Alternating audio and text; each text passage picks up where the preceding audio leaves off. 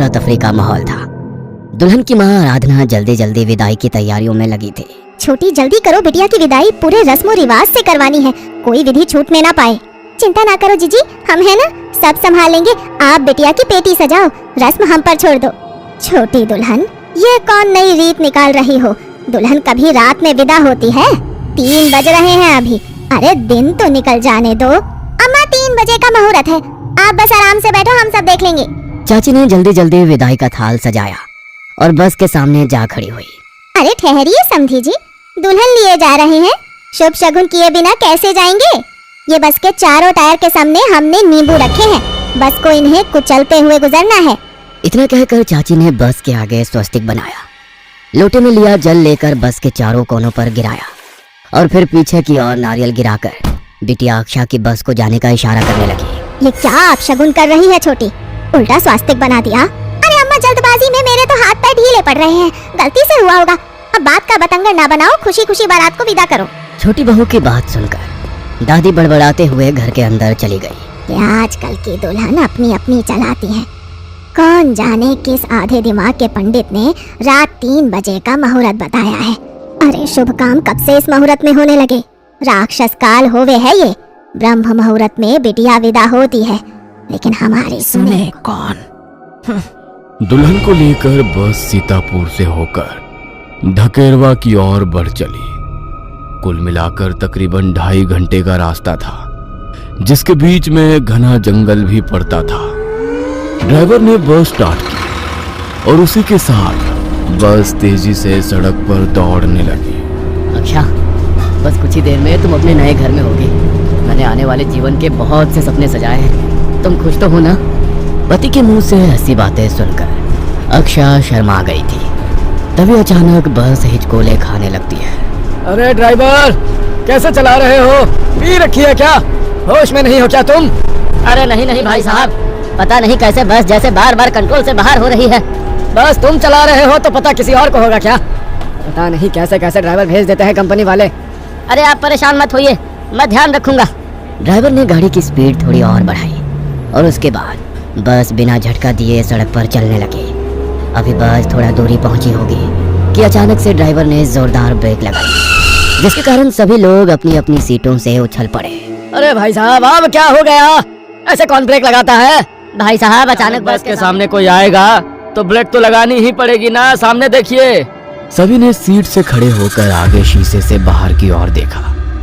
वहाँ एक बुजुर्ग आदमी बस के ठीक सामने सड़क के बीचों बीच खड़ा हुआ था। अरे ऐसे बस क्यों रोक दी? साइड से आगे बढ़ाओ। पता नहीं कौन है, कोई चोर लुटेरा हुआ तो? अरे ठहरो, कोई बुजुर्ग लगता है, मदद करनी चाहिए। क्या हुआ? ऐसे सड़क के बीच क्यों खड़े हुए हो? ठकेरवा जा रहा था बेटा, बिटिया की तबीयत खराब है, मेरा पहुंचना बहुत जरूरी है, मदद कर दो, इस समय कोई साधन ना मिलेगा। अरे जरूरतमंद है, बिठा लेते हैं, क्या जाता है? मामा जी ने बुजुर्ग को बस में बैठने को बोल दिया था, लेकिन बारातियों से भरी बस में कई लोग ऐसे थे जो उनकी बात से सहमत नहीं थे। चल भाई, अब कहीं रुकना नहीं है, बढ़ा ले फटाफट।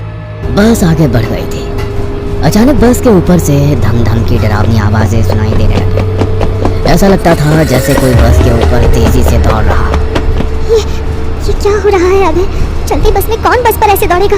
अरे कोई जंगली जानवर भी हो सकता है। सब बस के शीशे अच्छी तरह से बंद कर लो, आसपास घना जंगल है। सभी लोग घबराए हुए थे कि तभी अभय की मामी जोर से चिल्लाती है। ये क्या है? अब तुझे क्या हुआ भाग्यवान? खिड़की के कांच को देखो, खिड़की पर खून से सने हाथ का निशान दिख रहा है। अचानक चलती बस में ये कैसे हो सकता है? अब घबराओ मत, जरूर छत पर कोई जानवर था, उसी के पंजे के निशान है। अब वो शायद घायल होगा। पता नहीं, मुझे कुछ ठीक नहीं लग रहा। मैं तो कहता हूँ फोन करो, कोई गाड़ी बुक कर लो, ये मनहूस बस यहीं छोड़ देते हैं। मौसा जी ने अपना फोन बाहर निकाला तो उनका फोन ऑफ पड़ा हुआ था।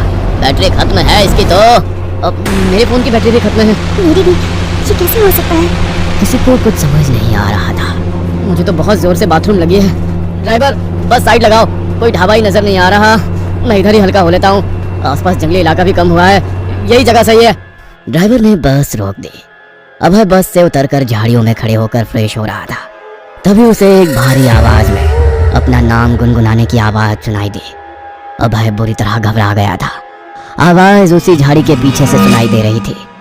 हिम्मत करके उसने झाड़ी के पीछे झांक कर देखा तो सामने का नजारा देख उसकी सांस हलक में अटक गई। सामने जमीन पर टोटके का सामान फैलाकर एक औरत काले कपड़े पहने जमीन पर बैठी हुई थी। उसके बाल इस तरह से उसके चेहरे पर फैले थे कि चेहरा दिखाई नहीं दे रहा था।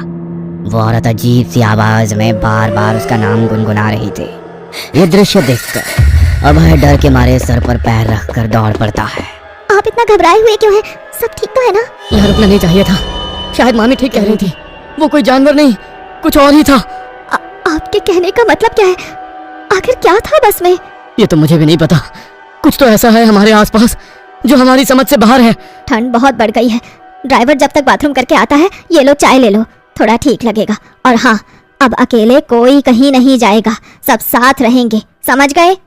अक्षय और अभय के हाथ में चाय का कप था और दोनों के चेहरे पर घबराहट साफ नजर आ रही थी। तभी अचानक आसमान में काले बादल उमड़ने लगे और देखते ही देखते तेज बारिश शुरू हो गई। ये ड्राइवर कहाँ चला गया? मौसम तो इतना खराब है कि सुबह के 4 बजे लग रहा है आधी रात हो रही है। यहाँ रुकना मुझे ठीक नहीं लग रहा। ये ड्राइवर आए तो तुरंत यहाँ से निकल चलो। अचानक छत से टप टप करके टपकते हुए कुछ बूंदे अभय के कप में गिर पड़ती है। अभय कप के अंदर झांकता है तो चाय उसके हाथ से छूटकर दूर जा गिरती है। बस की छत से खून टपक रहा है। मेरी चाय में खून था। मामी, यहाँ कुछ बहुत डरावना हो रहा है। मेरी शादी को क्या कोई पनौती लग गई? यहाँ इतना कुछ हो रहा है लेकिन ये बूढ़ा आराम से आंख बंद किए बैठा है। तुम्हें नहीं लगता जब से ये बस में चढ़ा है कुछ ना कुछ अनहोनी हो रही है? ये सारी घटनाएं इसके चढ़ने के बाद ही शुरू हुई थी। मैंने तो भाई साहब को मना किया था मत बैठाओ अजनबी को, लेकिन वो सुनते नहीं।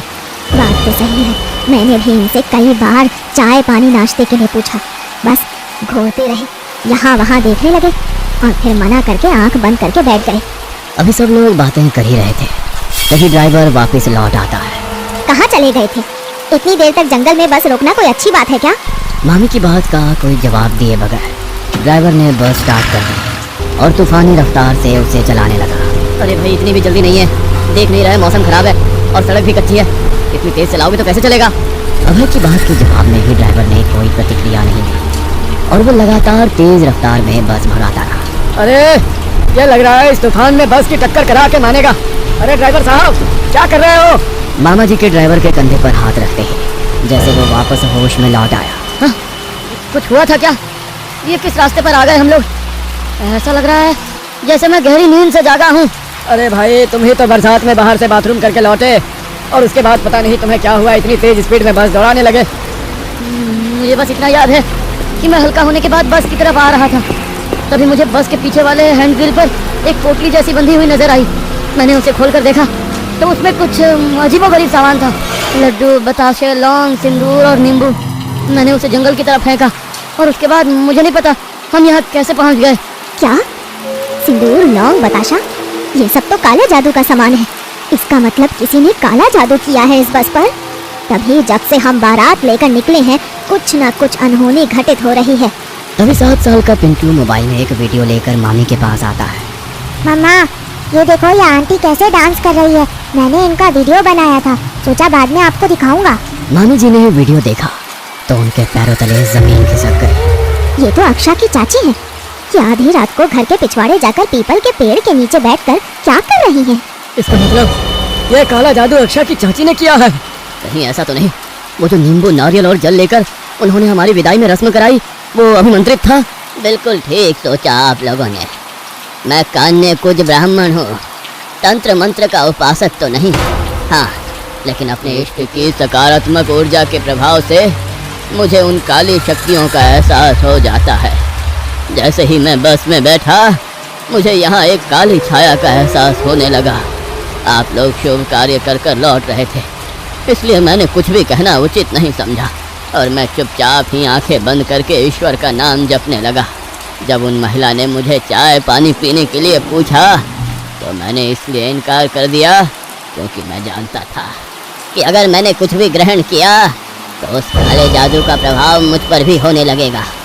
अब बस एक उपाय है, जिसने ये काला जादू किया है वो इसे वापस ले ले, वरना बस आज अपनी मंजिल तक नहीं पहुंच पाएगी। लेकिन चाची ऐसा क्यों करेंगी? हम में से किसी का फोन भी काम नहीं कर रहा, घर पर किसी को इस बारे में बता भी तो नहीं सकते। बाबा मुझ पर इस काले जादू का अभी तक कोई प्रभाव नहीं हुआ है, इसीलिए मेरा फोन काम कर रहा है। बूढ़े बाबा का फोन लेकर अक्षरा ने जल्दी से अपने घर फोन लगाया और अपनी माँ को सारी घटना के बारे में जानकारी दे दी। इतना बड़ा विश्वासघात किया छोटी तूने।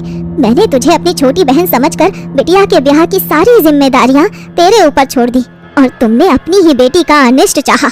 हाँ, मैंने ही किया था काला जादू, क्योंकि मैं नहीं चाहती थी कि अक्षा की शादी इतने बड़े घराने में हो।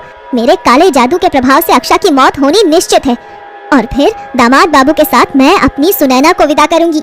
ये सब कहने की बातें हैं। अपनी बेटी अपनी होती है और देवरानी की बेटी देवरानी की। मेरा पति नहीं है तो क्या मेरी बेटी को अच्छा रिश्ता पाने का अधिकार नहीं है? आपकी अक्षा से उम्र में पूरे 1 साल बड़ी है सुनैना, लेकिन आपने रिश्ता अपनी बेटी के लिए खोजा। अब तुम चाहे मुझे सूली पर चढ़ा दो, तुम्हारी बेटी की मौत तो निश्चित है। छी, ये कैसी बात कर रही हो माँ तुम? तुमने सोचा भी कैसे कि अपनी बहन के पति से शादी करूंगी मैं? चाहे जो हो जाए, मैं कभी अभय से शादी नहीं करूंगी। और आज अगर तुमने अपना काला जादू वापस नहीं लिया तो मैं सोच लूंगी पापा के साथ मेरी माँ भी हमेशा के लिए मर गई। बेटी की बात सुनकर अक्षा की चाची फूट कर रोने लगती है और तुरंत काले जादू को वापस लेने की विधि आरंभ कर देती है। कुछ ही देर में मौसम साफ हो गया था, दिन निकल आया था और बस में हो रही सभी असामान्य घटनाएं बंद हो गई थी। बस अपने रास्ते पर बढ़ गई थी और अगले 1 घंटे में वो ढकेरवा पहुंच गई थी। ससुराल में नई दुल्हन का धूमधाम से स्वागत हो रहा था और उधर दूसरी ओर अक्षा की चाची खून की उल्टियां कर रही थी। दोपहर 12 बजे तक चाची बेदम होकर जमीन पर गिर पड़ी थी और उसने अपने प्राण त्याग दिए थे। काले जादू कमानी से निकले तीर की तरह होता है, जो एक बार निकल जाए तो उसे वापस नहीं लाया जा सकता, सिर्फ उसकी दिशा को मोड़ा जा सकता है।